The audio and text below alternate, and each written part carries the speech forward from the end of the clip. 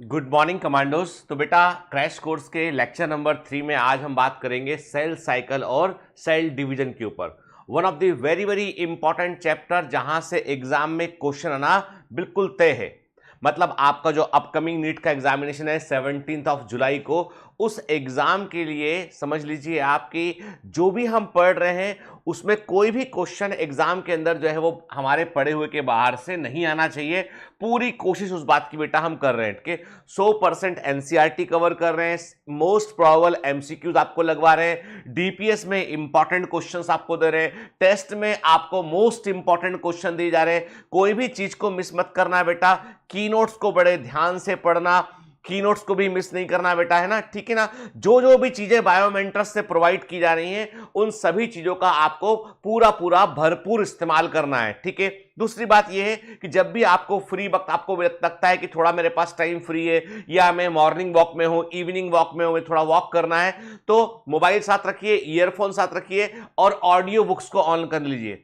इधर उधर के गाने सुनने की बजाय ये हमको जो है अगले 100 दिन बिल्कुल मशीन के समान गुजारने हैं। तो फालतू बातें सुनने की बजाय, फालतू का एंटरटेनमेंट करने की बजाय हम काम का काम करें।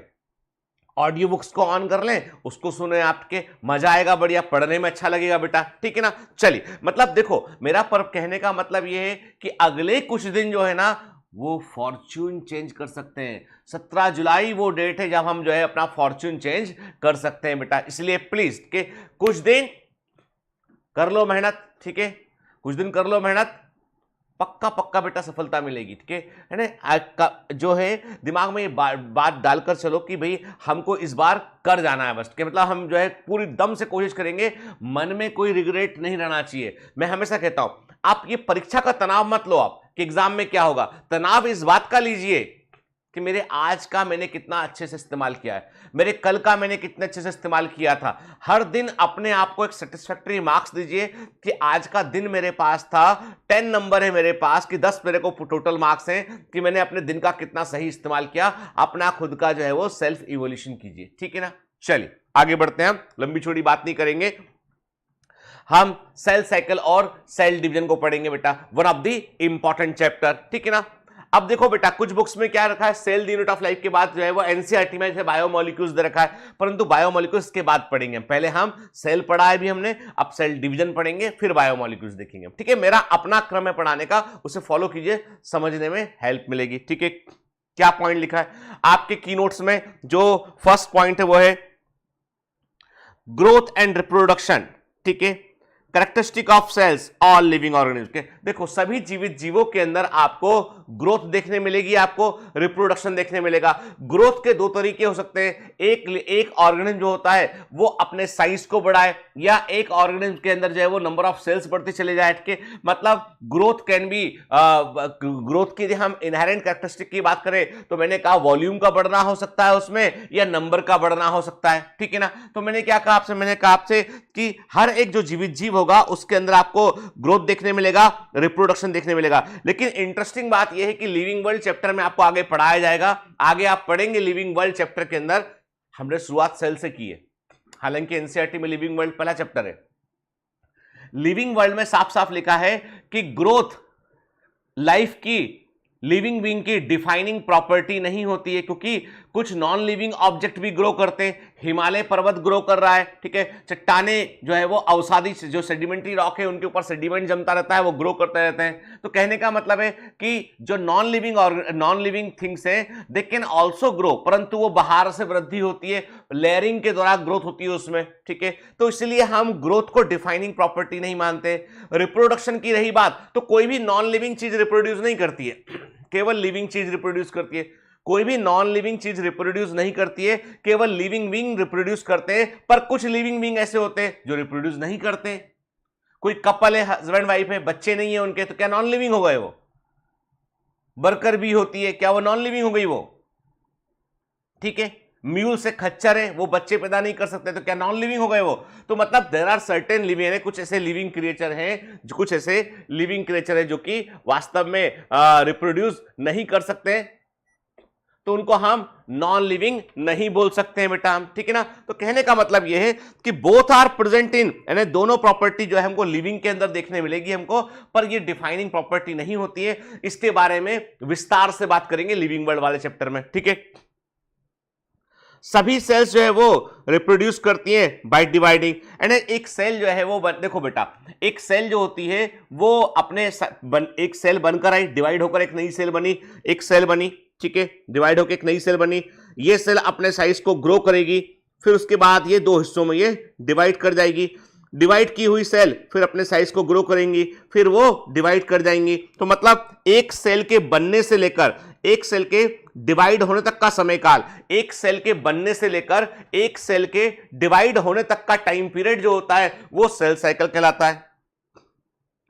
मतलब समझो पहले बात को कि सेल साइकिल किसे बोलते हैं, एक सेल के बनने से लेकर उसके डिवाइड होने तक का जो टाइम पीरियड है उसे हम सेल साइकिल कहते हैं। मतलब दो चीजें इसमें हो गई हैं, सेल बना, बनकर ग्रो किया और रिप्रोड्यूस किया, डिवाइड किया, मतलब सेल की ग्रोथ और सेल का डिवीजन दोनों इसके अंदर शामिल होता है, ठीक है। नई बनी हुई जो है newly form daughter cell grow and divide, grow करती है, डिवाइड करती है, give size to the new cell population, ठीक है ना, यही है, ठीक है। याद रखिए, यानी जो है एक डॉटर सेल बनी, बनने के बाद ग्रो की, ग्रो करने के बाद वो डिवाइड की। प्रश्न उठता है कि क्यों ग्रो की, ग्रो करके डिवाइड क्यों की वो? अरे भाई सिंपल सी बात है कि सेल जो है वो बनकर आया था, उसने अपने आप को ग्रो किया, ग्रो करने के दौरान क्या हुआ, सेल का वॉल्यूम बढ़ गया, वॉल्यूम बढ़ गया तो सरफेस वॉल्यूम रेशियो में चेंज आ गया। बोले तो क्या मतलब इसका?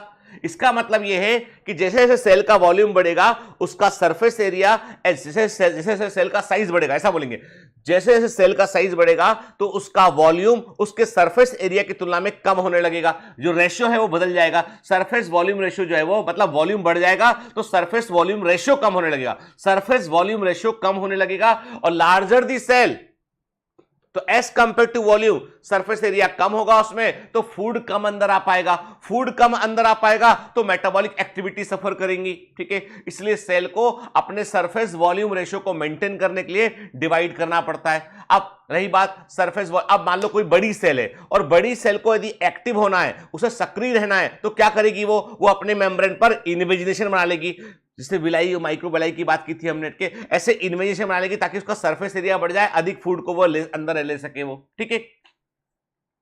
बहुत सारी बातें बेटा इंटरकनेक्टेड होती हैं। अभी सिंपल सा हम इतना समझते हैं कि एक सेल अपने न्यूक्लियस और साइटोप्लाज्म के रेशियो को मेंटेन करने की कोशिश करती है, न्यूक्लियो साइटोप्लाज्मिक रेशियो को मेंटेन करने की कोशिश करती है कि न्यूक्लियस जो है वो एक सर्टेन अमाउंट ऑफ साइटोप्लाज्म का कंट्रोल अच्छे से कर सकता है। जैसे जैसे सेल का वॉल्यूम बढ़ता है, सरफेस वॉल्यूम रेशियो डिस्टर्ब होता है, वैसे वैसे सेल के अंदर साइटोप्लाज्म बढ़ जाता है और एक अकेला न्यूक्लियस उसको जो है वो संभाल नहीं पाता, तो न्यूक्लियस अपनी कॉपी तैयार कर लेता है। तो पहले न्यूक्लियस डिवाइड करता है, न्यूक्लियस के डिवाइड करने को हम कैरियोकाइनेसिस कहते हैं, और एक बार न्यूक्लियस डिवाइड कर गया और उसके बाद क्या हो गया बेटा, न्यूक्लियस डबल हो गया, अब डबल हो गया, सेल का वॉल्यूम भी डबल हो गया। तो कहने का मतलब है कि अब सेल को अपने साइटोप्लाज्म को डिवाइड करना पड़ेगा ताकि सरफेस वॉल्यूम रेशियो को मेंटेन कर सके वो। इसलिए सेल डिवीजन जो होता है ना, वो एक कॉन्टिन्यूअस प्रोसेस है कि होती रहती है कि सेल ग्रो की, डिवाइड कर गई, ग्रो की, डिवाइड कर गई, और हर सेल का अपना टाइम पीरियड होता है। हमारी बॉडी में हर दिन लाखों करोड़ों सेल मर जाती हैं और लाखों सेल बन जाती हैं।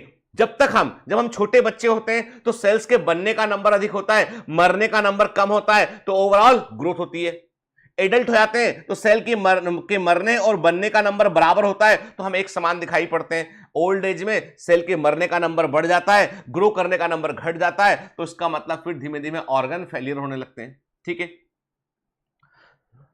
अब ये तो बहुत बड़ी चौड़ी बातें हुई। यहाँ पे लिखा क्या है बेटा, लिखा यहाँ पर ये है कि newly form daughter cell grow करती है, डिवाइड करती है, नई सेल पॉपुलेशन को बनाती है।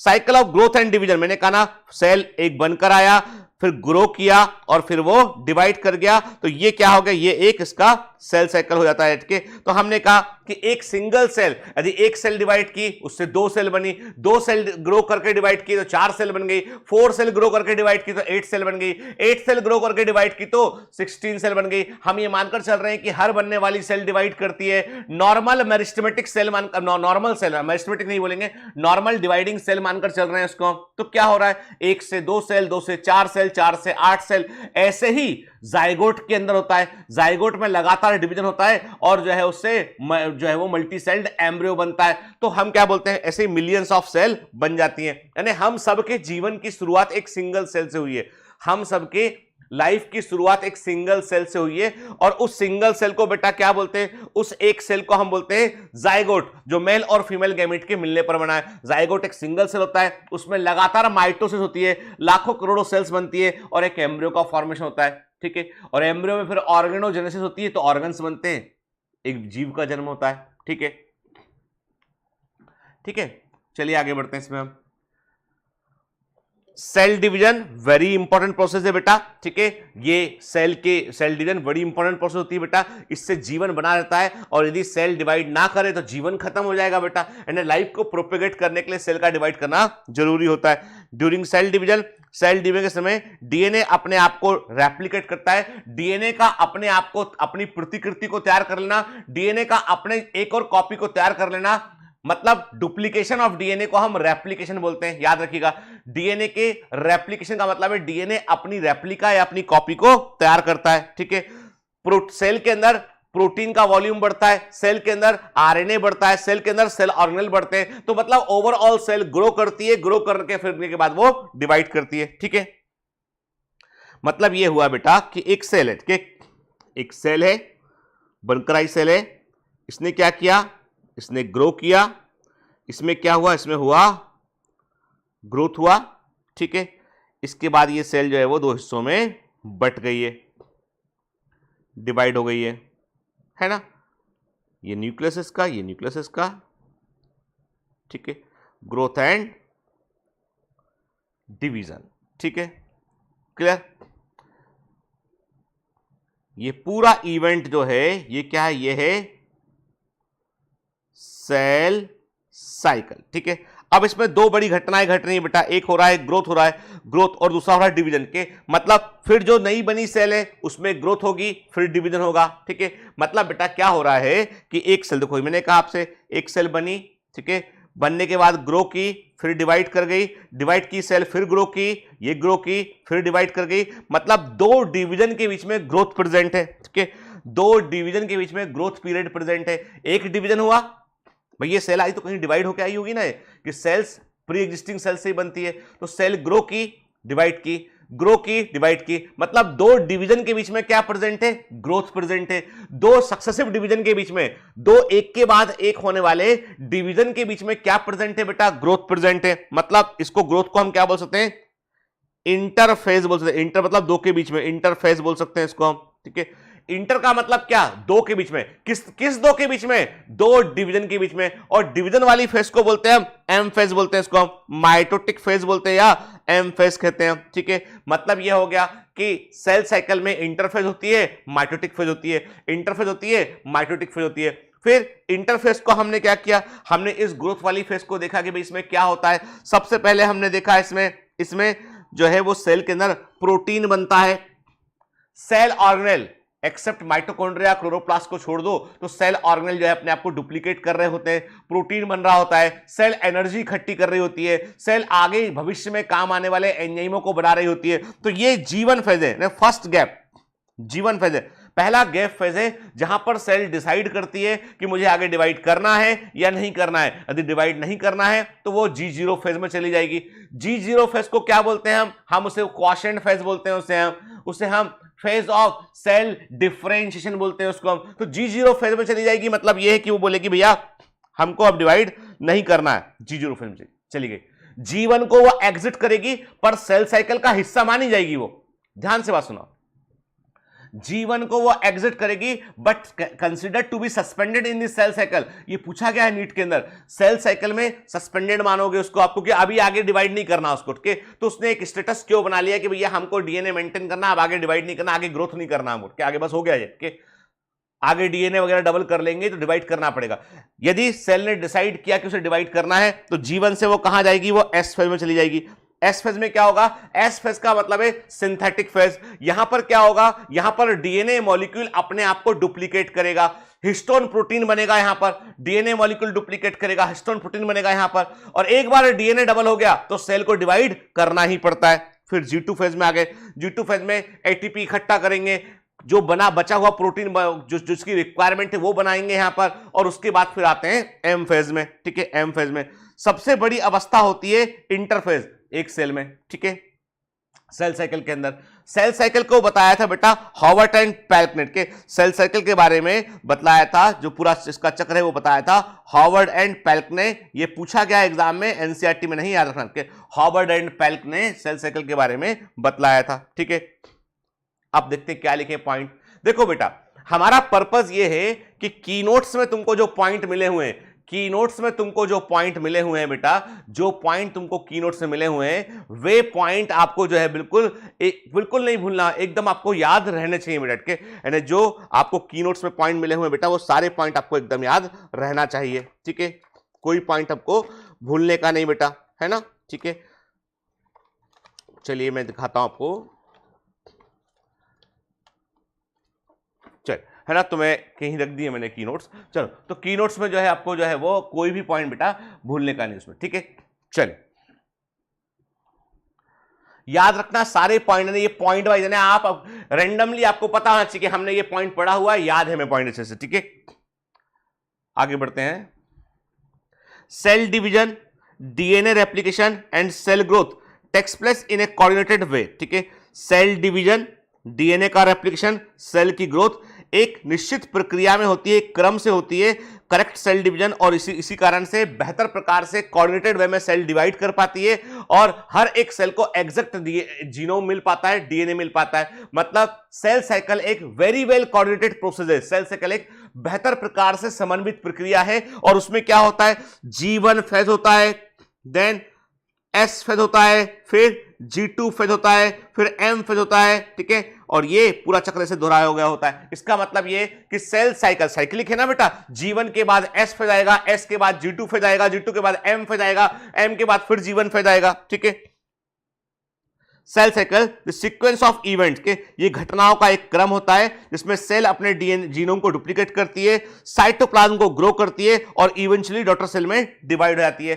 क्या लिखा है, सेल साइकिल जो है वो एक तरह का घटनाओं का एक क्रम है जिसमें कि सेल क्या करती है बेटा, सेल अपने आप को जो है वो ग्रो करती है, डीएनए को, जीनोम बोले तो डीएनए जो उसके अंदर जेनेटिक मटेरियल है, यानी एक सेल के अंदर प्रेजेंट जेनेटिक मटेरियल को हम जीनोम कहते हैं उसमें हम। ठीक है, हैप्लॉइड जीनोम वर्ड यूज करते हैं गैमीट्स के अंदर प्रेजेंट क्रोमोसोम का जो एक सेट होता है पूरा, उसे हम हैप्लॉइड जीनोम कहते हैं यहाँ पे हम।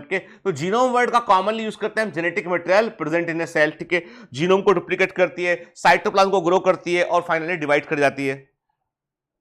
सेल ग्रोथ एक कंटिन्यूअस प्रोसेस है। अब आप बोलते हो सर G1 फेज है, इसके बाद S फेज है, फिर G2 फेज है, फिर M फेज है, क्या कोई क्लियर कट डिमार्केशन लाइन देखने मिलती है? तो मैं क्लियर कर दूं आपको कि कोई स्पष्ट क्लियर कट डिमार्केशन लाइन आपको यहां पर देखने नहीं मिलेगी। कारण यह है कि ये पूरे इवेंट एक क्रम में चल रहे होते हैं, यानी G1 से S फेज में आ जाती है, S से G2 फेज, G2 से M फेज, मतलब कंटिन्यूअस सीक्वेंस चल रहा होता है। तो क्लियर कट डिमार्केशन लाइन नहीं मिलती है। आप कुछ घटनाओं को समझकर, कुछ इवेंट को समझकर आप ये मान लेते हैं कि अब ये फेज में हम इंटर कर चुके हैं। जैसे कि हमने कहा, जैसे ही डीएनए डुप्लीकेट होता हुआ दिखाई पड़ा, हमने कहा हम S फेज में आ गए। डीएनए का डुप्लीकेशन पूरा हो चुका है, हमने कहा हम G2 फेज में आ गए। जैसे ही जो है क्रोमोसोम जो है अपने आप को अरेंज करने लगे, हमने कहा हम प्रोफेज में आ गए।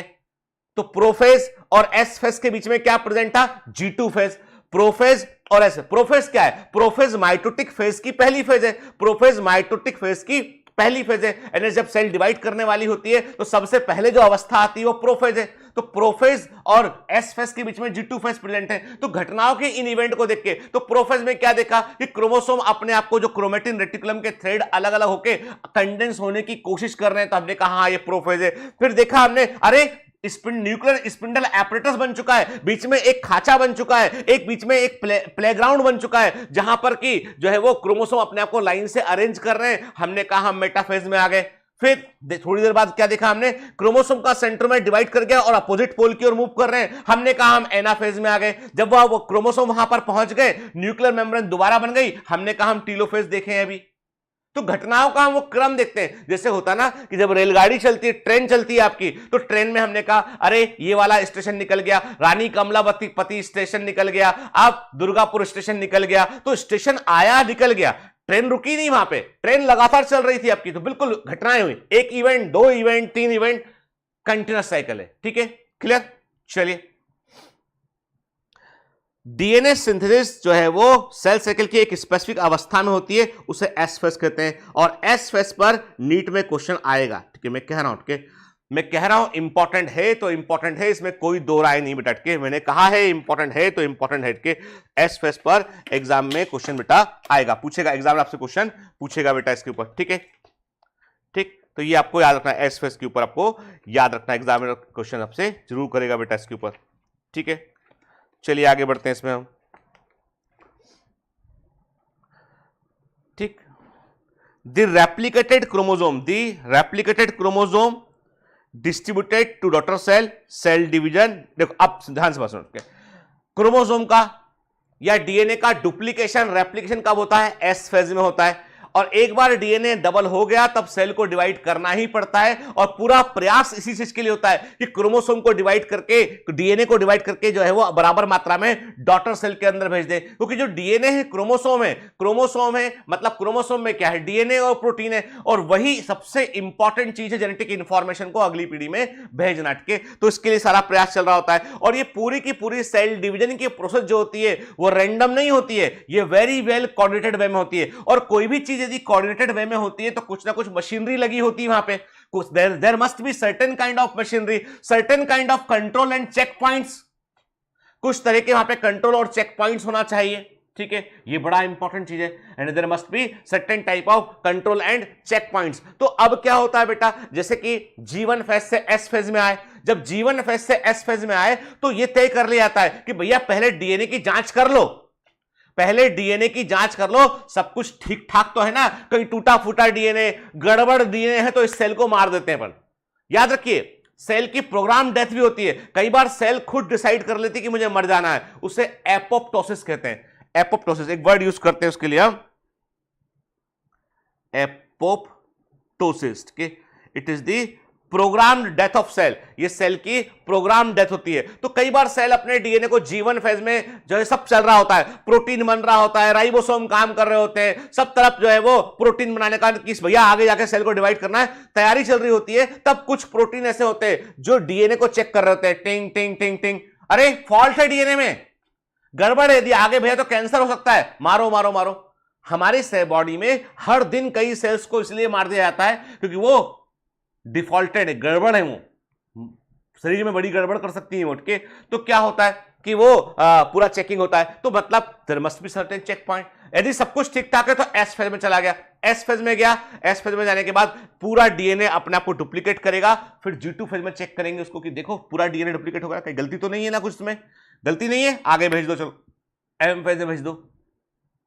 तो मतलब सर्टेन चेक पॉइंट है। तो ये पूरा का पूरा सेल साइकिल का जो इवेंट है वो मॉलिक्यूलर कंट्रोल में होता है, certain kind of molecules are involve in this. ठीक है, और ये मॉलिक्यूलर कंट्रोल किसके थ्रू होता है? अब इसके लिए साइंटिस्ट ने जो है वो कुछ केमिकल्स निकाले, उन्होंने कहा ये होते हैं सीडीके एंड साइक्लिन्स के, CDK cyclin dependent kinase enzyme, CDK cyclin dependent kinase, और साइक्लिन्स नाम के प्रोटीन मॉलिक्यूल होते हैं, और ये जो है कंट्रोल करते हैं, इनको सेल साइकिल का हम इंजन कहते हैं। अब एनसीईआरटी ने सिर्फ इतना लिखा है कि अंडर जेनेटिक कंट्रोल, तो वो कंट्रोल किसके थ्रू होता है? वो साइक्लिन और सीडीके के थ्रू होता है, आपको पता होना चाहिए। ठीक है, फिर हर सेल साइकिल जो है हर ऑर्गेनिज्म की से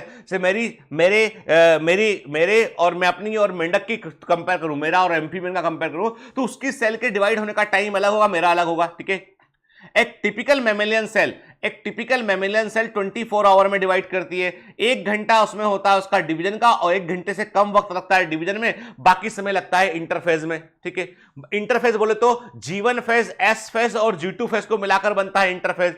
इंटरफेज बोले तो G1 phase, S phase, G2 phase को मिलाकर बनता है इंटरफेज। ठीक है, डिवीजन वाला एम फेज होता है, तो एम फेज में 1 घंटे से कम वक्त लगता है, बाकी वक्त 23 घंटा लगता है सेल को ग्रो करने में। पर ये हर ऑर्गेनिज्म के लिए अलग अलग है, लिवर सेल के डिवाइड करने का रेट अलग है। ठीक है, हमारे जो है वो दूसरे सेल्स यदि बॉडी में है, ब्लड सेल्स, उनका अलग अलग है।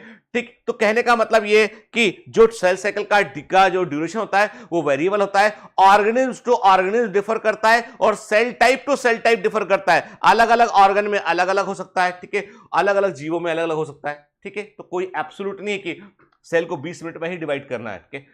हो भी सकता है, नहीं हो सकता है, डिपेंड करता है कौन सा ऑर्गन है, कौन सा ऑर्गेनिज्म है, ठीक है। चलिए, जैसे एग्जांपल दे रखा है एनसीईआरटी का डेटा।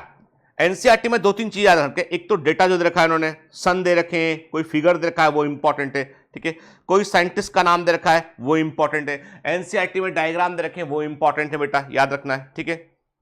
ईस्ट लगभग 90 मिनट में एक सेल साइकिल पूरा करता है। ह्यूमन सेल 20, मैमेलियन सेल है, बोले हम ह्यूमन सेल, स्पेशली हमको बोलना चाहिए स्पेसिफिकली ह्यूमन सेल के 24 आवर में वो डिवाइड करता है, ठीक है। दिस सेल साइकिल में तो ह्यूमन सेल 24 आवर में, ईस्ट होता है वो 90 मिनट में डिवाइड करता है। सेल साइकिल में बेसिकली 2 अवस्थाएं होती है, एक होती है इंटरफेज और होती है एम फेज। इंटरफेज बोले तो ग्रोथ फेज, ये क्या होती है, होती है ग्रोथ फेज। इसमें क्या आता है, G1 S और G2 फेज होता है, ठीक है। एम फेज में एक्चुअल सेल डिवीजन होता हुआ दिखाई पड़ता है, मतलब सेल के अंदर विभाजन हो रहा है ये दिखाई पड़ता है। न्यूक्लियस डिवाइड करता है, उसके बाद साइटोप्लाज्म डिवाइड करता है। डिवीजन ऑफ न्यूक्लियस को बोलते हैं हम कैरियोकाइनेसिस कहते हैं, कि डिवीजन ऑफ न्यूक्लियस को हम कैरियोकाइनेसिस कहते हैं, और डिवीजन ऑफ साइटोप्लाज्म को हम क्या बात है, साइटोकाइनेसिस कहते हैं। जल्दी से तुमने बोला, सुन लिया मैंने, साइटोकाइनेसिस कहते हैं उसे हम, ठीक है। इंटरफेज 2 एम फेज के बीच में होती है बेटा, ठीक है। 95% से अधिक टाइम इंटरफेज में लगता है सेल साइकिल का, ठीक है। एम फेज में क्या होता है, डिवीजन ऑफ न्यूक्लियस होता है और डिवीजन ऑफ साइटोप्लाज्म होता है, कैरियोकाइनेसिस होता है और साइटोकाइनेसिस होता है, ठीक है ना। क्लियर। हमेशा शुरुआत होती है न्यूक्लियस के डिवीजन से और क्रोमोसोम अपने आप को सेपरेट करते हैं और उसके बाद होता है फिर साइटोकाइनेसिस होता है, ठीक है ना। याद रखेंगे चीज को हम।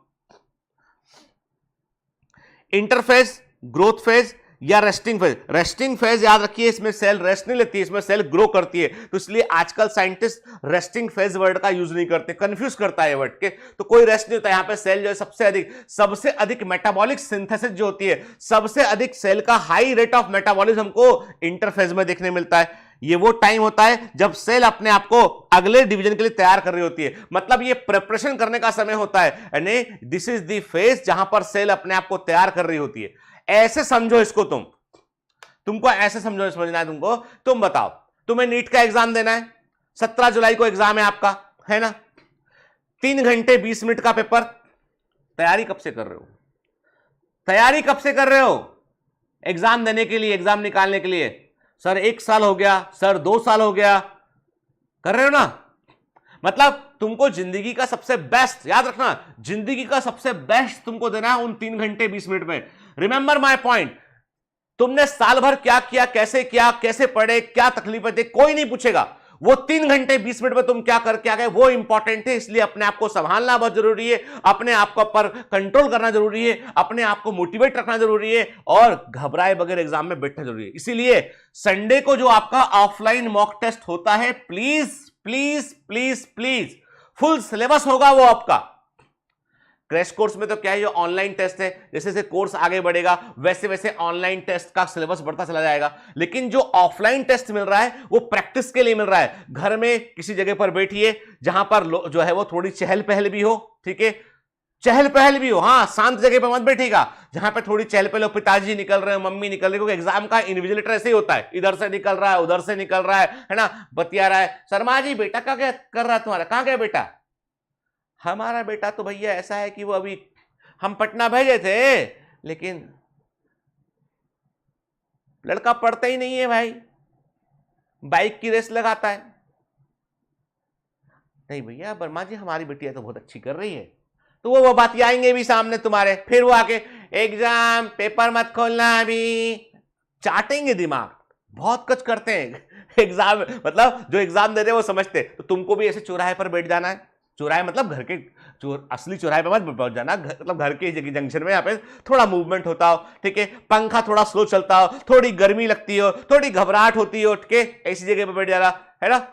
फिर बार बार उठ के मत जाना, एक बार वो भी ऐसा कि जैसे वॉशरूम जाना होता ना तो 1 घंटे के पहले नहीं जा सकते, बाहर छोड़ नहीं सकते, 3 घंटा बैठना है, वैसे बैठ के अपना ऑफलाइन मॉक टेस्ट लगाओ। सोच लो कि एग्जामिनेशन हॉल है अपने कमरे को, सोच लो वैसे वैसे दिमाग में सोच के वैसे ही करोगे ना, ऐसा कई बार करोगे, रिहर्सल कई बार करोगे तो देखना परफॉर्मेंस क्या होगा एग्जाम में, फोड़ क्या होगा। क्योंकि हर साल 15-20 क्वेश्चन बच्चे इस बात पे गलत करते हैं, घबरा गए होते हैं, टाइम कम कर गया होता है, गोला भरने में गलती हो गई होती है। अरे तुम अभी से करो ना यार, हर संडे करो तुम इस चीज को, देखिए कैसे होगी गलती। कोई गलती नहीं होगी। छोटी बातों का बड़ा महत्व होता है, ठीक है। जो कह रहा हूं वो दिमाग में गांठ बांध लेना, बने चाहे ना बने यार। अभी आप बोलोगे क्रैश कोर्स शुरू हुआ अभी और आपने फुल सिलेबस मॉक टेस्ट दे दिया हमारा ऑफलाइन वाला। अरे बेटा जितना बने उतना करना ना, तू पढ़ना, पेपर पूरा कम से कोशिश तो पूरी करना ना। यही पेपर तुमसे क्रैश कोर्स पूरा होते होते तुमसे यही पेपर जो है वो 100% बनने लगेगा, ये मेरा प्रॉमिस है, ठीक है। पर तुम्हें सच्चाई का एहसास तो डे 1 से होना चाहिए, है ना। तो अब मेरे को ज्ञान मत देना, जो मैं ज्ञान दे रहा हूं उसको लेना। मेरे को तुमसे ज्ञान नहीं चाहिए, तुमको मुझे कमांड देना है और तुम्हें कमांड फॉलो करना है। क्लियर? अब सुनो बात ध्यान से। तो मैंने क्या कहा कि साल भर तैयारी करते हैं, 3 घंटे में डिसाइड आता है जिंदगी में क्या होने वाला, अगले साल क्या करना अपने को। निकल गए तो अगले साल मेडिकल कॉलेज में होंगे, और नहीं निकले तो फिर वही चक्रा चल रहा होगा, फिर वही क्रम चल रहा होगा। पूछेंगे पड़ोस वाले अंकल आके, फूफा जी पूछेंगे, बोला क्या हुआ बेटे का। हम तो कह रहे थे पंचर की दुकान खुला दो। धंधा कोई छोटा बड़ा नहीं होता, ठीक है। मैं किसी का को वो नहीं बोल रहा हूं, मैं लोगों के बात करने का तरीका बता रहा हूं। लोग ऐसे संसार, हम तो बोले थे दुकान पे बैठा लो उसको, तुम्हें ही डॉक्टर बनाने की पड़ी है उसको। पिताजी बेचारे, उनकी कोई गलती भी नहीं है, ना तो वो एग्जाम देने गए ना फिजिक्स पढ़े, वो पढ़ने वाले तुम, लेकिन मुंह पिताजी का उतर गया बेचारे का। यार सीना तान के पिताजी घूमे, एग्जाम का रिजल्ट आया सीना तान के, मम्मी बताती फिरे मोहल्ले में, बिमला आओ हम तुमको लड्डू खिलाते। अरे बहन किस बात के लड्डू? हमारी बिटिया मेडिकल में निकल गई। अरे बाप रे, ये जो जलवा है ना इसका ये इसके लिए पढ़ रहे हैं यार, ठीक है। चलो लुट की वापस आते हैं। आप बातों में लगा लेते हो मेरे को ना, फिर बोलोगे सर आप बातें करने लगे, ठीक।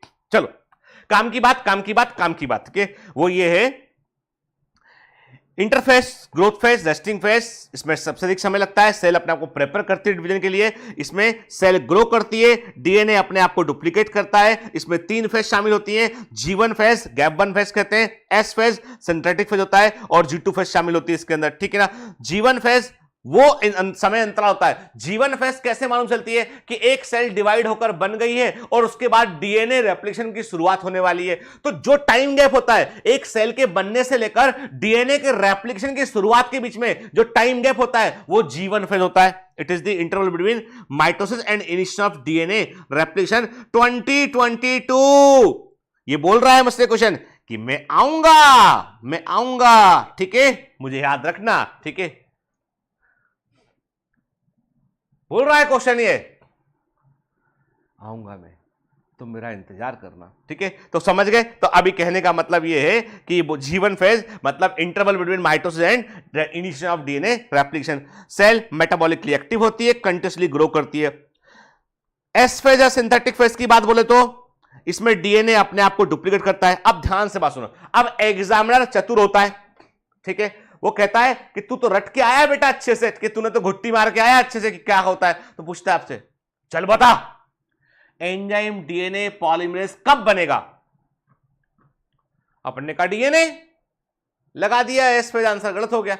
अरे भाई डीएनए को बनाने वाला एंजाइम है डीएनए पॉलीमरेज, और एंजाइम सारे कब बनते हैं? G1 फेज में बनते हैं। तो एंजाइम डीएनए पॉलीमरेज कब बनेगा? G1 फेज में बनेगा। एंजाइम डीएनए पॉलीमरेज काम कब करेगा? S फेज में काम करेगा। तो enzyme DNA polymerase functional at S phase, enzyme DNA polymerase synthesize at G1 phase. Enzyme DNA polymerase G1 phase में बनेगा, S फेज में काम करेगा, तभी तो डीएनए बनेगा, ठीक है। चलिए इस समय सेल के अंदर डीएनए का अमाउंट डबल आता है। अब ये सी का मतलब क्या है? हैप्लॉइड सेट ऑफ क्रोमोसोम, ठीक है। हमारे सबके अंदर क्रोमोसोम के 2 सेट होते हैं बेटा, एक मदर से आता है एक फादर से आता है, ठीक है। हम सबकी सेल में क्रोमोसोम के 2 सेट होते हैं, एक मदर से आता है एक फादर से आता है। एक क्रोमोसोम के सेट को हम हैप्लॉइड सेट ऑफ क्रोमोसोम कहते हैं, दूसरे को भी हैप्लॉइड सेट ऑफ क्रोमोसोम बोलते हैं। दोनों के मिलने पे सेल में डिप्लॉइड क्रोमोसोम होते हैं, ठीक है। हैप्लॉइड सेट ऑफ क्रोमोसोम मतलब क्रोमोसोम के एक सेट में जितना भी डीएनए प्रेजेंट होता है उसको बोलते हैं हम डीएनए की सी वैल्यू बोलते हैं। क्या बोलते हैं उसको? डीएनए की सी वैल्यू बोलते हैं। सी वैल्यू ऑफ, नोट कर लो, याद रखना, सी वैल्यू ऑफ डीएनए का मतलब है एक ऑर्गेनिज्म के हैप्लॉइड सेट ऑफ क्रोमोसोम में, हैप्लॉइड सेट ऑफ क्रोमोसोम में या क्रोमोसोम के एक सेट में जितना भी डीएनए पाया जाता है उसे हम सी वैल्यू ऑफ डीएनए कहते हैं हम, ठीक है, उसे हम सी वैल्यू ऑफ डीएनए कहते हैं, ठीक है। नॉर्मली एक सेल होती है डिप्लॉइड, तो कितना हो गया सी एंड सी, एक हैप्लॉइड सेट मदर से है एक फादर से है, तो नॉर्मल सेल में क्या होता है 2C डीएनए होता है। अब इस डीएनए को डबल करोगे तो कितना हो जाएगा ये 4C डीएनए हो जाएगा, ये कितना हो जाएगा ये 4C डीएनए हो जाएगा इटके। तो यहां पे क्या होता है एस फेज में, याद रखना भूलना नहीं इटके, यहां पे डीएनए का अमाउंट 2C से होके 4C आता है, लेकिन क्रोमोसोम नंबर नहीं बढ़ता, ये 2n से 4n नहीं होगा, क्योंकि ऐसा इसलिए नहीं होगा बेटा, ये एक क्रोमोसोम नॉर्मल क्रोमोसोम है, ये एक नॉर्मल क्रोमोसोम है, ये नॉर्मल क्रोमोसोम है, पढ़ा है अभी हमने क्रोमोसोम पिछली क्लासेस में, ठीक है, ये एक नॉर्मल क्रोमोसोम है। जब इसका डीएनए तुम डबल करोगे तो एक क्रोमेटिड यहां बन गया, एक यहां बन गया, क्रोमोसोम का नंबर एक ही रहेगा, ये एक ही क्रोमोसोम है, सिर्फ डीएनए इसका डबल हो गया है, तो क्रोमोसोम नंबर में चेंज नहीं आता है। अरे भाई क्रोमोसोम नंबर में चेंज नहीं आएगा, तो याद रखना एस फेज में क्रोमोसोम नंबर में चेंज नहीं आएगा, जो क्रोमोसोम आपका इस प्रकार का था वो इस प्रकार का हो जाएगा, डीएनए केवल डबल है। मतलब इसमें क्या था, इसमें एक डीएनए प्रेजेंट था, इसमें एक डीएनए प्रेजेंट था, अभी इसमें 2 डीएनए प्रेजेंट हो जाएंगे, पर क्रोमोसोम तो एक ही रहेगा, वो संख्या तो एक ही है ना, सिर्फ उसके जो आर्म्स थी वो डबल डबल हो गई है। और हमें सारा खेल इस बात के लिए करना है कि हमें इसे डिवाइड करना है, इसे डिवाइड करना है हमको, तब जाके क्रोमोसोम अलग अलग होंगे। वो आई बात समझ में? तो मतलब एस फेज में सेल के अंदर डीएनए का अमाउंट 2C से 4C होता है, लेकिन क्रोमोसोम नंबर में परिवर्तन नहीं होता है, ठीक है। और डीएनए रेप्लिकेशन न्यूक्लियस में होता है बेटा। फिर एनिमल सेल में एस फेज में, अब एनिमल सेल में रखना है, एस फेज में सेंट्रियोल भी अपने आप को डुप्लीकेट करता है, वेरी वेरी इंपॉर्टेंट है, स्पेसिफिक पॉइंट एग्जाम में पूछा जाता है, ठीक है। एनिमल सेल में एस फेज में सेंट्रियोल भी अपने आप को बेटा डुप्लीकेट करता है, ठीक है ना।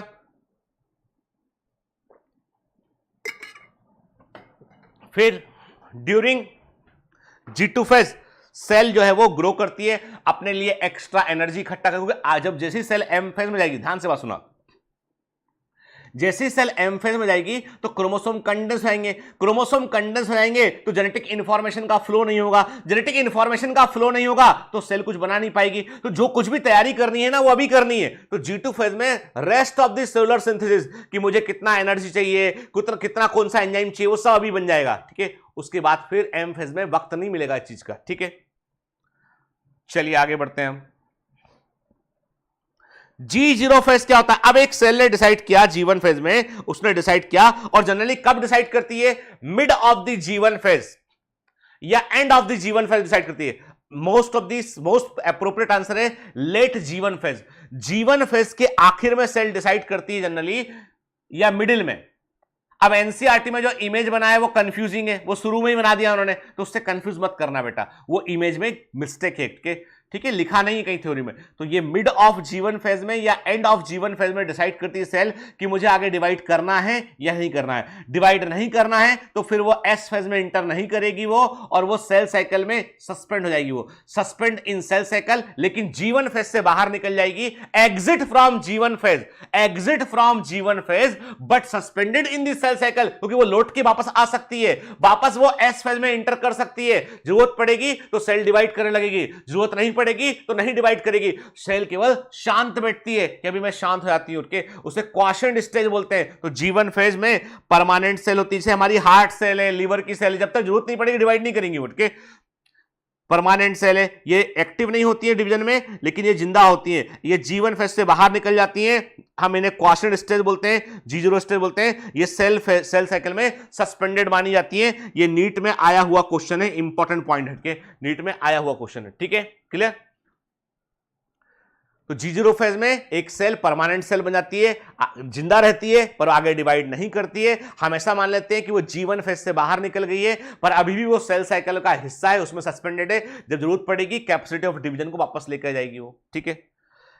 एनिमल्स में माइटोटिक सेल डिवीजन में जो है आपको केवल याद, वेरी वेरी एनिमल्स में माइटोसिस केवल आपको डिप्लॉइड सेल में देखने मिलती है। एनिमल्स में कुछ एक्सेप्शन को छोड़ दें, एनिमल्स में कुछ एक्सेप्शन को छोड़ दें तो हैप्लॉइड सेल माइटोसिस नहीं करती हैं, और वो एक्सेप्शन क्या है? वो है कि पार्थेनोजेनेसिस मतलब कि जो अनफर्टिलाइज एग होता है उससे संतानों का बनना, अनफर्टिलाइज एग से एम्ब्रियो का बनना, अनफर्टिलाइज एग से एम्ब्रियो का बनना पार्थेनोजेनेसिस कहलाता है। और ये हमको मेल हनी बी में देखने मिलता है, तो ये एक्सेप्शन याद रखिएगा के। इसके अलावा एनिमल्स में जनरली हैप्लॉइड सेल जो है वो डिवाइड नहीं करती, केवल डिप्लॉइड सेल, हैप्लॉइड सेल जो है वो माइटोसिस नहीं करती है, डिप्लॉइड सेल ही डिवाइड जो है वो डिवाइड करती है।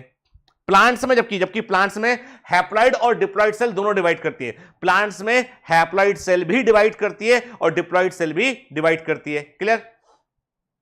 ये तो बात होगी, ठीक है, किसकी इंटरफेज वाली बात है। अब एम फेज पे आए। एम फेज को हम सबसे ड्रामेटिक फेज बोलते हैं। What is the why it is called dramatic phase? अरे क्रोमोसोम तुमको कंडेंस होता हुआ दिखाई पड़ेगा, क्रोमोसोम तुमको इक्वेटर पर अरेंज होता दिखाई पड़ेगा, क्रोमोसोम तुमको अपोजिट पोल की ओर मूव करता दिखाई पड़ेगा, न्यूक्लियर मेम्ब्रेन गायब होती दिखाई पड़ेगी, न्यूक्लियर मेम्ब्रेन दोबारा आती हुई दिखाई पड़ेगी। मतलब कई सारी घटनाएं ऐसी हैं जो आप माइक्रोस्कोप से देख पाओगे, तो ड्रामेटिक इवेंट कहते हैं कि इसमें सेल के सारे कंपोनेंट का मेजर रीऑर्गेनाइजेशन होता है। ठीक है, mitosis is the equational division. Mitosis एक ऐसा डिवीजन होता है जो ग्रोथ के लिए जरूरी होता है। इसमें क्रोमोसोम नंबर सेल के अंदर मेंटेन रहता है, यानी जो भी सेल बनेगी वो पेरेंटल सेल के समान बनेगी, उसमें कोई अंतर नहीं होगा। मतलब जेनेटिकली सिमिलर सेल बनाने के लिए माइटोसिस देखा जाता है। ठीक है, माइटोसिस जो होता है बेटा समसूत्री सबसे कॉमन डिवीजन है के it is the division for growth के। यदि ये डिवीजन ना हो तो एम्ब्रियो नहीं बन सकता है। जाइगोट में माइटोसिस होती है तो ही एम्ब्रियो बन पाता है। ठीक है, इसमें और बेसिकली इसमें कैरियोकाइनेसिस में न्यूक्लियस के डिवीजन में 4 अवस्थाएं होती हैं।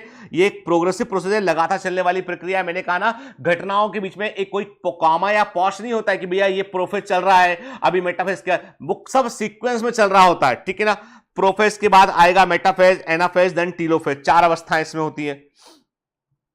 प्रो का मतलब पहले, सबसे पहली अवस्था जो कैरियोकाइनेसिस है एम फेज में, सबसे पहले एम फेज में क्या होगा बेटा? एम फेज में सबसे पहले क्या होगा? कैरियोकाइनेसिस होगा, न्यूक्लियस का डिवीजन होगा।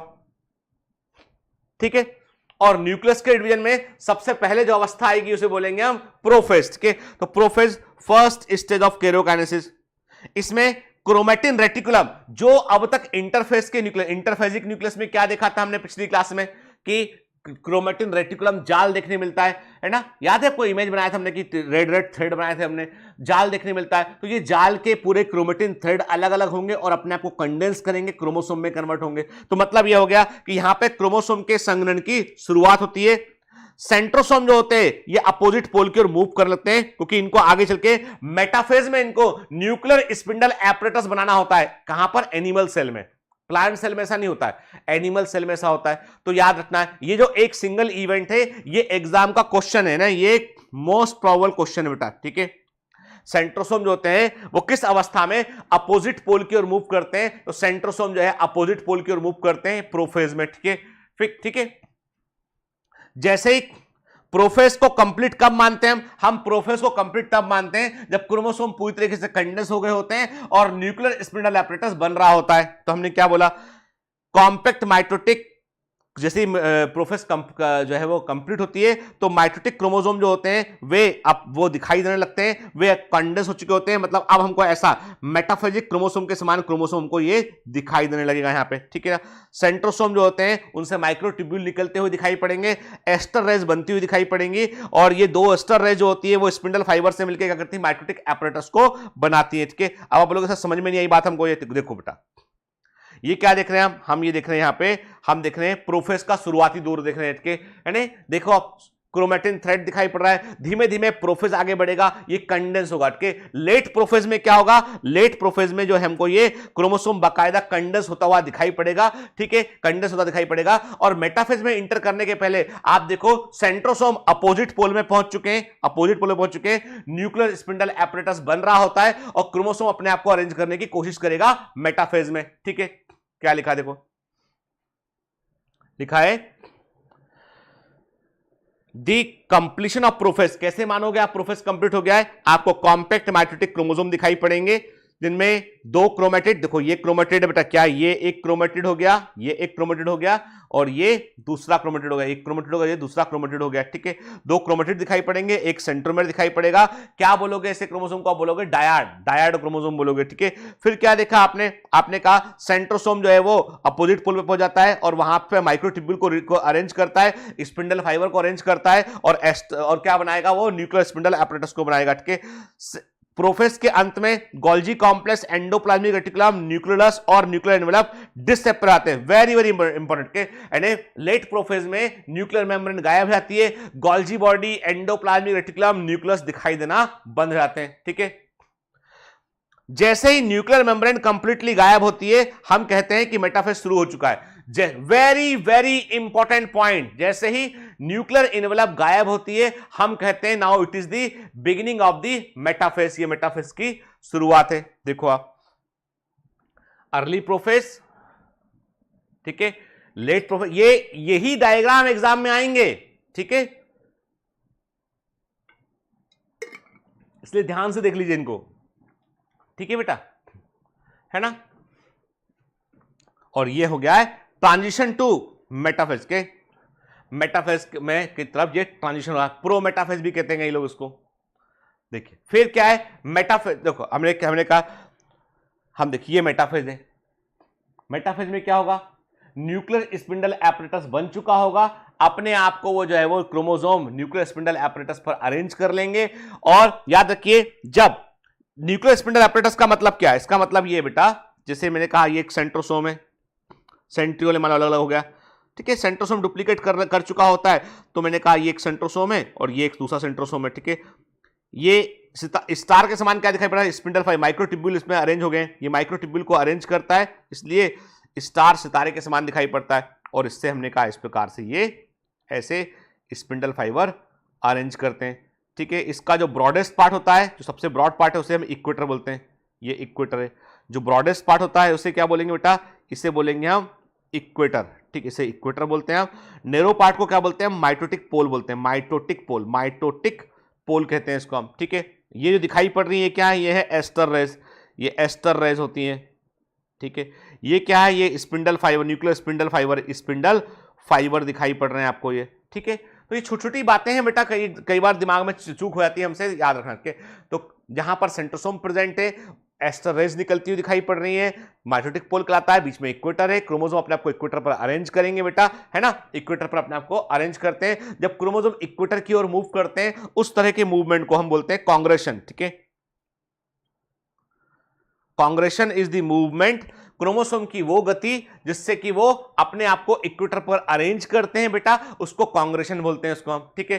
एक बार अरेंज कर लेंगे, फिर क्या होगा? एनाफेज में इसको डिवाइड कर लेंगे, अपोजिट पोल की ओर स्पिंडल फाइबर खींच लेंगे। अब कैसे होता हम आगे देखते हैं इसमें, ठीक है। चलो देखो ना, ये अपने आप को अरेंज खींच लेंगे, अरेंज जो है वो अपोजिट पोल की ओर ले जाएंगे इसमें, ठीक है। और जो स्पिंडल जो है एनाफेज में क्या होगा? स्प्लिटिंग ऑफ सेंट्रोमेर होता है, और टीलोफेज में क्रोमोसोम पोल तक पहुंच जाएगा, मेम्ब्रेन दोबारा आ जाएगी, ठीक है। देखते हैं फिर से इंटरफेज आएगा। क्या लिखा? मेटाफेज में chromosomes are spread throughout the cytoplasm of the cell, maximum chromosome का कंडेंसेशन यहां पर हो चुका होता है, क्लियरली क्रोमोसोम माइक्रोस्कोप में दिखाई पड़ते हैं। क्रोमोसोम की मॉर्फोलॉजी को हम यहां पर मेटाफेज में स्टडी कर सकते हैं, एग्जाम का क्वेश्चन है, क्रोमोसोम की मॉर्फोलॉजी को हम मेटाफेज में स्टडी कर सकते हैं। सभी क्रोमोसोम अपने आप को इक्वेटर पर अरेंज कर लेंगे। अब इक्वेटर क्या होता है वो देखा हमने, इक्वेटर पर क्रोमोसोम अपने आप को अरेंज कर चुके होते हैं, उसको हम मेटाफेज प्लेट कहते हैं, ठीक है ना। मेटाफेजिक क्रोमोसोम में क्या होता है? दो क्रोमेटिड दिखाई पड़ते हैं आपको, जो एक सेंट्रोमेर पर जुड़े होते हैं। मतलब क्या होगा? मैंने आपसे कहा यदि हम मेटाफेज को यहां पे बनाए, तो मैंने क्या कहा? मैंने कहा ये हो गया इसका एक माइटोटिक पोल हो गया, ये दूसरा माइटोटिक पोल हो गया, ये, ठीक है ना। समझने के लिए बना रहे हैं हम,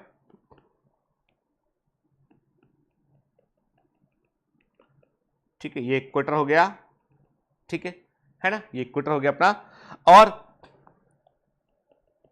ये स्पिंडल फाइबर है, कुछ पोल टू पोल जा रहे होते हैं बेटा, है ना। मेटाफेज में मान लो हमने कहा ये क्रोमोसोम है, ठीक है, ये क्रोमोसोम है, क्रोमोसोम ने अपने आप को इक्वेटर पर ऐसे अरेंज कर लिया, क्रोमोसोम ने अपने आप को इक्वेटर पर ऐसे अरेंज कर लिया, हमने ये क्रोमोसोम बनाया, ठीक है।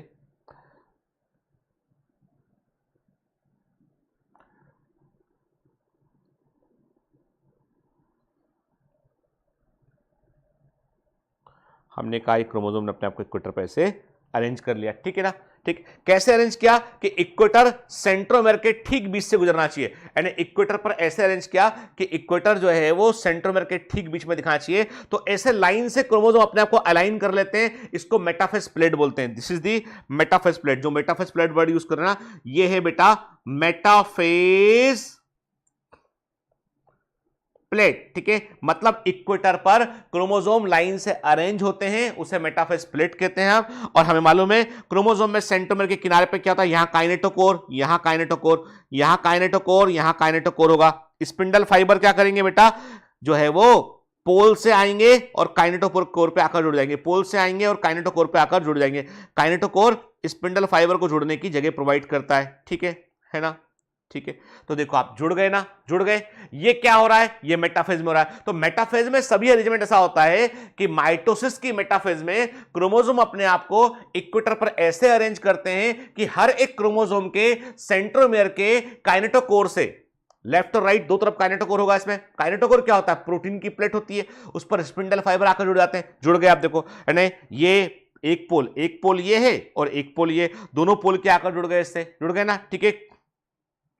यहां पे क्या दिखाई पड़ रहा है आपको, यहां पर दिखाई पड़ रहा है कि क्रोमोसोम ने अपने आप को इक्वेटर पर अरेंज कर लिया है, मेटाफेज प्लेट दिखाई पड़ रही है, क्रोमोसोम का मैक्सिमम कंडेंसेशन दिखाई पड़ रहा है, हर एक क्रोमोसोम में 2 क्रोमेटिड और एक सेंट्रोमेर आपको दिखाई दे रहा है। यही लिखा था ना, यही लिखा था बेटा, इसी के ऊपर बात करें, यही पढ़ा हमने भी, ठीक है। हमने क्या पढ़ा, हमने यही पढ़ा, इसमें देखो आप, हमने यही तो पढ़ा अभी, है ना, कि मेटाफेज में क्या होता है बेटा, है ना। क्लियर, चलिए, तो ये बात हमको समझ में।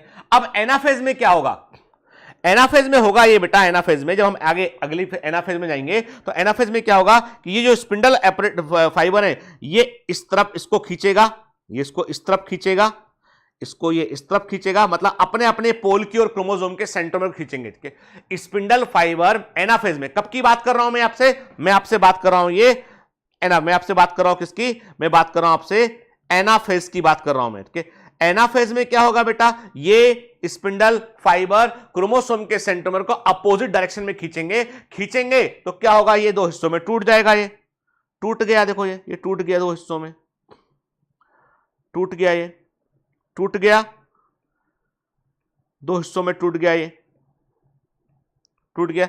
अब सिस्टर क्रोमेटिड क्या होगा, एक क्रोमेटिड इस दिशा में मूव करेगा, एक इस दिशा में मूव करेगा, ठीक है। ये मूवमेंट कब देखने मिलेगा हमें, ये एनाफेज में देखने मिलेगा। तो कोई पूछता है स्प्लिटिंग ऑफ सेंट्रोमेर कब होता है, सेंट्रोमेर कब टूटता है, तो क्या बोलोगे, एनाफेज में टूटता है। क्लियर, चलिए देखते हैं। काइनेटोकोर क्या होते हैं, स्मॉल डिस्क के समान स्ट्रक्चर होते हैं जो सेंट्रोमेर की सरफेस पर पाए जाते हैं। ये वो जगह होती है जहां पर स्पिंडल फाइबर आकर जुड़ते हैं। मेटाफेज में हर एक क्रोमेटिड के हर एक क्रोमोसोम के एक क्रोमेटिड के काइनेटोकोर से स्पिंडल फाइबर उसकी तरफ वाले पोल से आकर जुड़ जाते हैं वो, और इस प्रकार से काइनेटोकोर से, मैंने कहा ये काइनेटोकोर, ये मान लो काइनेटोकोर है, ये क्रोमोसोम है, काइनेटोकोर ये सेंट्रोमेर है, ये इसका काइनेटोकोर है, तो इससे ये आके से जुड़ जाएंगे इसके और उसको अपोजिट पोल की ओर वो खींचेंगे फिर, ठीक है। एनाफेज में क्या लिखा देखा अभी हमने, क्रोमोसोम अपने आप को पूरी तरीके से मेटाफेज प्लेट पर अरेंज कर चुके होते हैं और फिर इनमें स्प्लिटिंग देखने मिलती है हमको। बेसिकली स्प्लिटिंग किसकी होती है, स्प्लिटिंग ऑफ सेंट्रोमेर होती है, याद रखना, स्प्लिटिंग किसकी होती है, सेंट्रोमेर की स्प्लिटिंग होती है। सेंट्रोमेर 2 हिस्सों में टूट जाता है, डॉटर क्रोमेटिड बनते हैं और यही डॉटर क्रोमेटिड आगे चल के डॉटर क्रोमोसोम कहलाते हैं और ये अपोजिट पोल की ओर मूव करते हैं, ठीक है। इक्वेटर से ये पोल की ओर मूव करते हैं क्योंकि जो है इसको स्पिंडल फाइबर खींच रहा होता है, तो क्रोमोसोम की आर्म पीछे की तरफ चली जाती है और उसका जो सेंट्रोमेर है वो आगे तरफ खींचता है। भाई सिंपल सी बात है, आप खींचोगे तो क्या होगा, ऐसा होगा ना, हमने ऐसा बनाया था, ये इक्वेटर बनाया था हमने, ठीक है। हमने कहा कि क्रोमोसोम का जो है वो, हमने कहा कि क्रोमोसोम का जो है वो डिवीजन हो चुका है, इसमें स्प्लिटिंग ऑफ सेंट्रोमेर हो चुकी है, स्प्लिटिंग ऑफ सेंट्रोमेर हो चुकी है।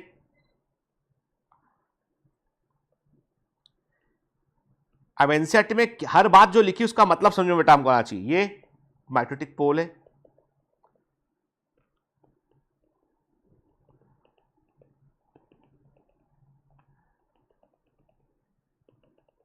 कुछ स्पिंडल फाइबर जो होते हैं वो पोल टू पोल जाते हैं, कंटिन्यूस फाइबर कहलाते हैं, ठीक है।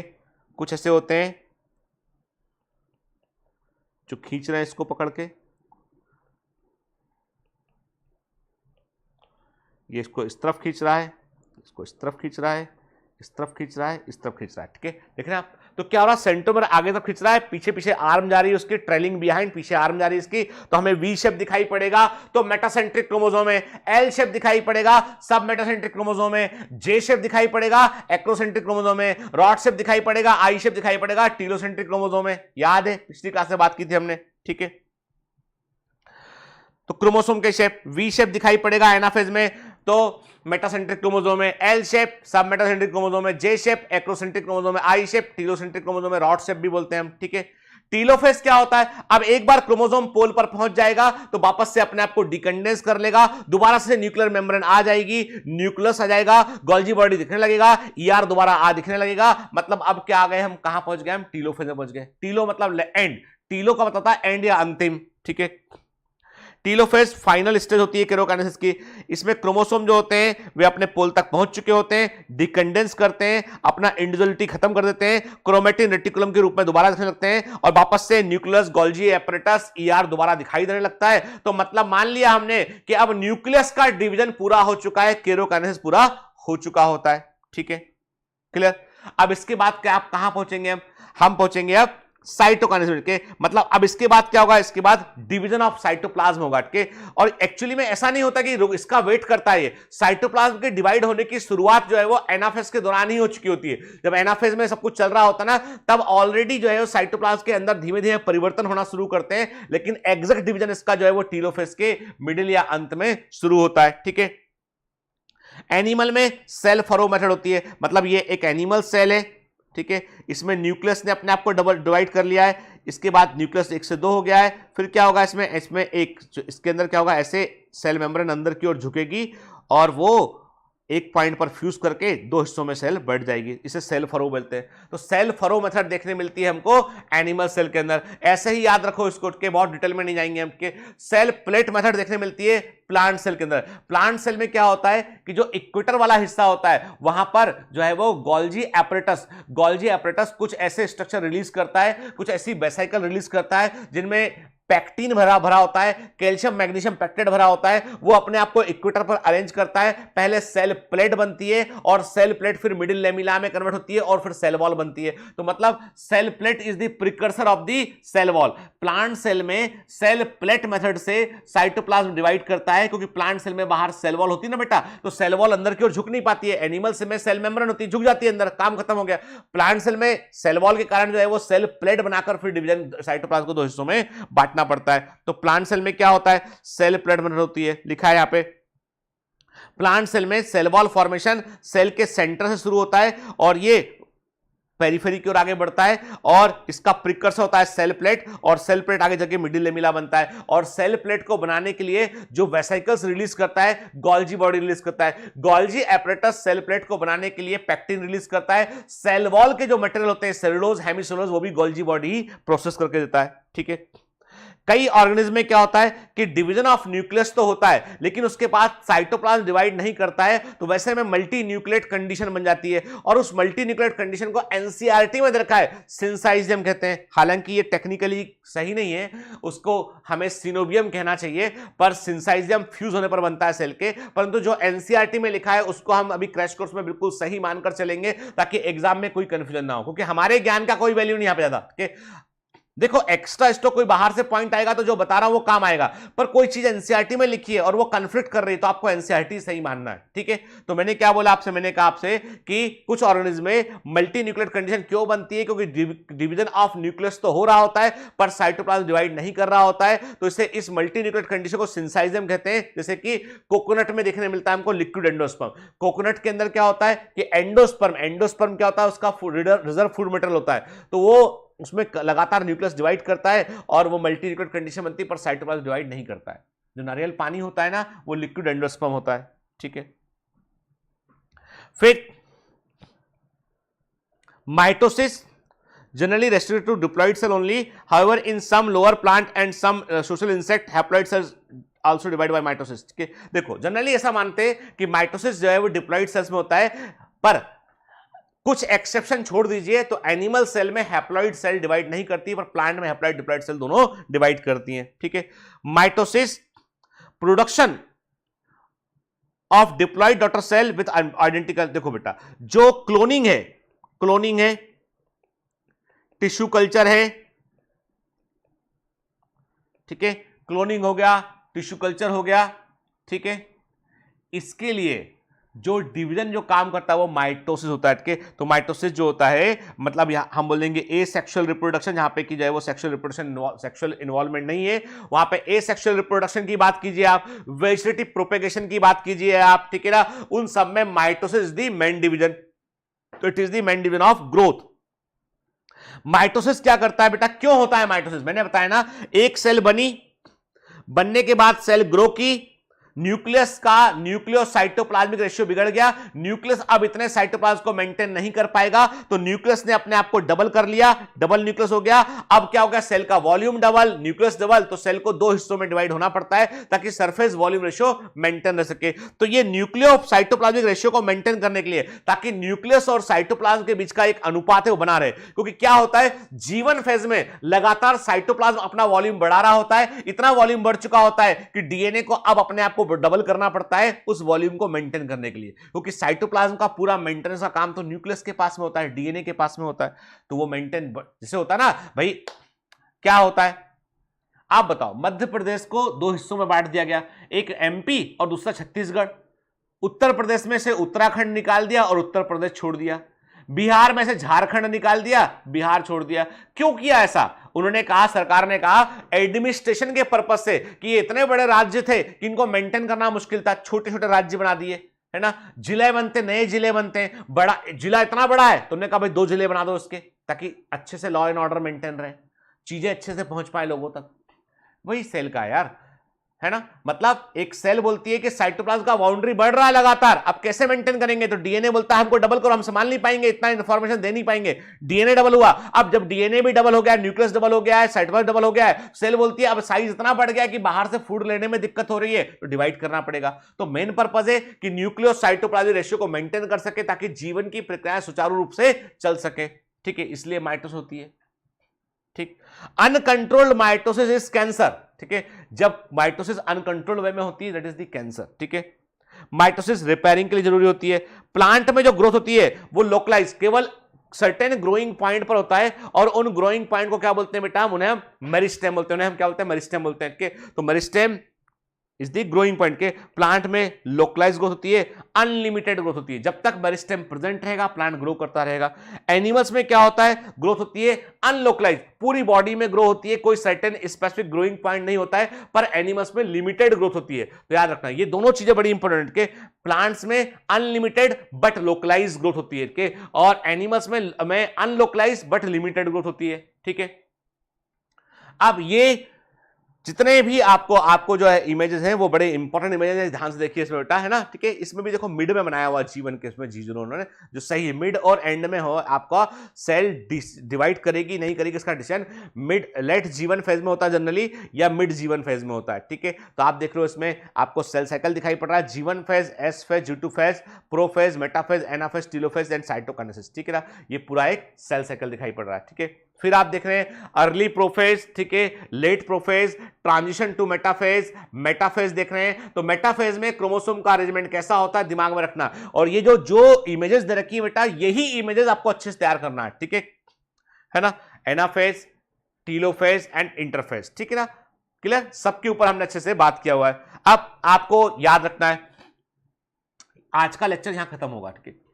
आपको मैंने इंटरेक्शन वाले पेज में मैंने आपको कुछ चीजें दे रखी है बेटा, जो कुछ कीवर्ड दे रखे हैं वो कीवर्ड को रिकॉल कीजिएगा, मैं उसके बारे में आपको कुछ नहीं बतलाऊंगा, ठीक है। मैं इन कीवर्ड्स के बारे में आपसे बात नहीं करूंगा, ये तुमको पढ़ना है, अच्छे से एनसीईआरटी पढ़ना है, अच्छे से की नोट्स पढ़ना है, और इन सभी कीवर्ड के आंसर दिमाग में रखना है, इनके थ्रू रिवीजन भी करना है, ठीक है, ठीक। फिर मैंने कुछ आपसे क्वेश्चन पूछे हैं कि जो है वो व्हेन दिस हैपन, कब ये होगा, forward movement of separated sister chromatid. तो जितने मैंने क्वेश्चन पूछे आपसे इंटरेक्शन वाले पेज में, वो सारे के सारे क्वेश्चन के आपको आंसर करना है, क्योंकि कीनोट्स हमारे इंटरेक्टिव है। इंटरेक्टिव कीनोट्स का मतलब है कि आपको उनको देखकर कुछ चीजें खुद इंटरेक्ट करके बतानी पड़ेंगी आपको, ठीक है ना। मैंने आपको एक इमेज दे रखी है, पूछा है बताओ इसमें टोटल कितने काइनेटोकोर तुमको इमेज में दिखाई पड़ रहे हैं, कितने सेंट्रोमेर तुमको दिखाई पड़ रहे हैं, कितने क्रोमेटिड तुम्हें इस इमेज में दिखाई पड़ रहे हैं। इस इमेज को ध्यान से देखिए, नंबर ऑफ काइनेटोकोर बताना है, number of centromere, number of chromatid बताना है। कॉन्सेप्ट समझ में आएगा तो बता पाओगे, ठीक है।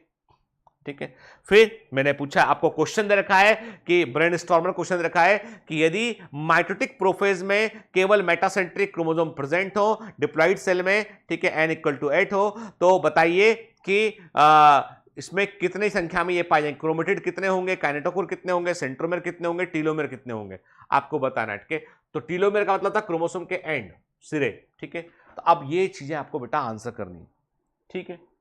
तो इंटरेक्शन वाला पेज भी इंपॉर्टेंट है ना। तो देखो अभी हमने क्या किया है, पिछले 1 घंटे में हमने सेल साइकिल और माइटोसिस को कवर किया। अगली क्लास में बात करेंगे हम म्यूसिस के ऊपर। पढ़ना बेटा, देखो है ना, अभी ये जो वक्त है ना, इसको बिल्कुल है ना, कोई भी किसी तरह का ऑब्स्ट्रक्शन आपके सामने नहीं आना चाहिए, कोई डिस्टर्बेंस नहीं, कोई ऑब्स्ट्रक्शन नहीं, कोई भी तरह की कोई बाधा दिमाग में नहीं आना चाहिए। प्लीज याद रखना है, कभी कभी जी जलाने से जिंदगी रोशन हो जाती है। वक्त आ गया है, अभी नहीं तो कभी नहीं, फिर अभी दम लगा दो पूरा। All the best.